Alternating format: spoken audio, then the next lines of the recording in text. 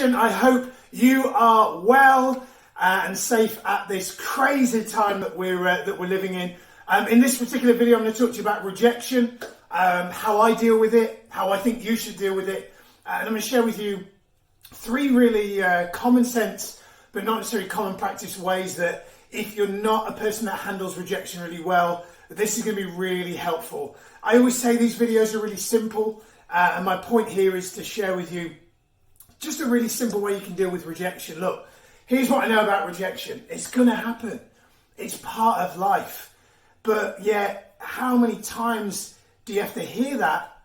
You know, failure is the fastest route to success. You know, fail forward. Rejection's feedback. Rejection's a good thing. But let's be honest, like, rejection sucks, right?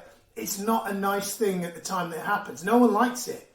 So what I want to do is I want to share with you in this video three ways that I handle rejection. And these things are really simple things that you can apply in your life. But I'm going to start by telling you a story. Several years ago, probably about 9 years ago now, I had a sales training business. I was delivering sales training for health clubs all around the country. And I've been targeting some really big gym chains around the country. This one had about 80 clubs. And I've been trying to get hold of them for ages. I've been sending the CEO emails and messages and all kinds of stuff, but no reply, right? And one day I got a call out of the blue. I was at a friend's house and I got a call from his PA. And she said, "Hi, Miles, won't mention the name, PA of such and such gyms.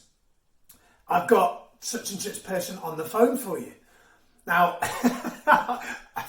forgive my naivety, but I was really excited because I was like, brilliant, like my marketing's working. He wants me, he's going to buy my training and I'm going to be rich. I'm never going to have to work again. I'm never going to have to do any more marketing because this gym chain has got like 80 gyms and yes, I was so happy, right?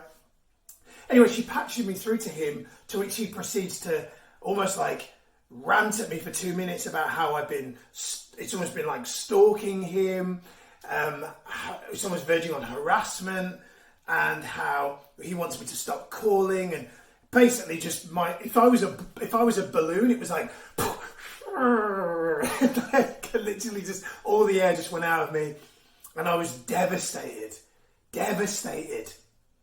But what was really interesting in that conversation, when he gave me a chance to speak, was how, you know, I said to him, "Wow, Jan, I didn't realise that," Jan's his name, he won't mind, he's, "Hey Jan, if you're watching," I said, "I didn't realise that I'd sort of offended you in the way that I'd been kind of chasing you and trying to get your attention." I said, "The reason I carried on messaging you and calling you and emailing, because I hadn't heard from you. I didn't actually know if you were getting my messages. So I just thought, I'm going to keep contacting you until you reply."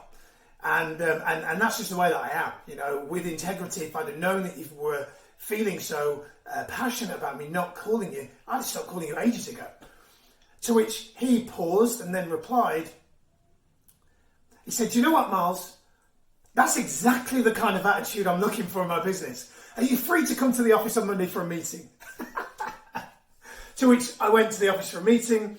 And then a beautiful relationship and friendship, in fact, was born. So what's my point? Well, my point is, firstly, I believe that rejection is never really rejection until someone tells you blatantly no, right? And even when they do, there could be a way that you could still make that work in your favour. But that's an example of something going well for me, but frankly, it could have been horrible because it started off horrible. And there are going to be times in your life, and there's been times in my life where I've attempted the same thing and it hasn't gone well. So what I want to do is I want to share with you a way that I deal with failure, how I reframe failure, and effectively what I did and do now to turn what was going to be a really car crash situation into what actually turned out to be a really positive one.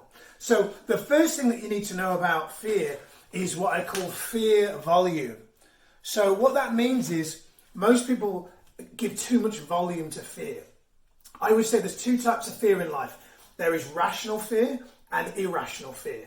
Rational fear is you're in a burning building, all right? the fire alarm's going off, the fire people are there, and you're still in the building, right? That's rational fear. It's illogical to stay in the building. You're in the wild and a lion tries to attack you. That's rational fear. Rational fear. Irrational fear is, I don't know whether I want to go to that networking meeting because what if people reject me? I don't want to go to the gym because what if people laugh at me? That's irrational fear. Most people's biggest problem when it comes to feeling worried about rejection is they give what I call too much volume to the fear. So the first thing that you've got to do is you've got to turn down the volume on your fear and almost go, is this a rational fear or an irrational fear? Am I applying too much volume to this? Because if you are, you want to turn it down. Next is what I call internal validity. What this means is the fastest way to deal with rejection is to know that you need to validate yourself more.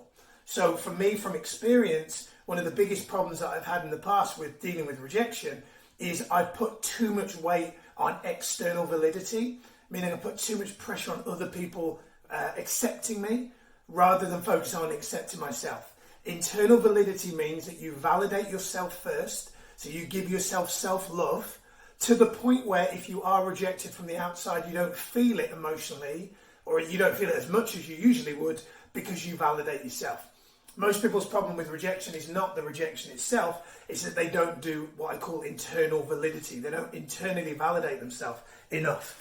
And the last one is what I call mind DOMS. If you're into fitness, you'll be familiar with the term DOMS, which means delayed onset muscle soreness.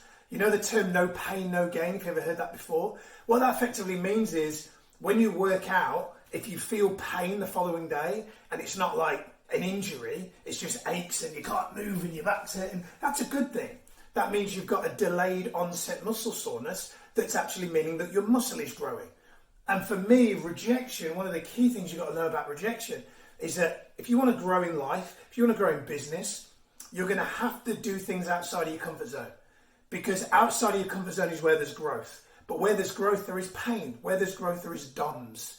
And what I'm here to tell you is, if you want to achieve anything great in life that you've yet to achieve, you may have to experience some mind DOMS. You may have to experience lots of rejection. You may have to experience lots of failure. And it's going to suck. But the fact is, if you keep moving forward and you keep experiencing mind DOMS, but you keep moving forward anyway, then that is going to give you true growth. And that's going to give you that kind of internal acceptance, which means ultimately you can never be rejected. And the last thing I want to say is kind of give you an actionable takeaway that you can apply that I do. And this is called, I call it Coach Miles, but you can insert your name here. And what that effectively means is when you come up with a situation where you're worried, you're scared, you're nervous, maybe you've got an important meeting, maybe you want to shoot a Facebook Live, maybe you're just nervous about meeting someone for the first time or putting yourself out there or getting out of your comfort zone, joining a new gym, whatever it is. I want you to think about asking yourself the question, if my most courageous self was here now, coaching me, you know, like stereotypical NFL coach with a whistle in the mouth and a cap on, my most courageous, confident, strong, bold self, future version of you was here now coaching you, and you were talking to them and they were giving you advice, what would they be telling you now about this situation? This situation you're scared of, what would they be telling you about it? And whatever comes up, that's exactly what you need to do. I do this with my coaching clients. I ask them that question and they always say, you know, be more bold, take more risks, feel the fear and do it anyway. Focus on loving yourself rather than allowing other people to judge you. Stay in your lane. So many amazing things come up. One of the best things, so I'm a coach, but one of the things that I always say is, look, you can coach yourself.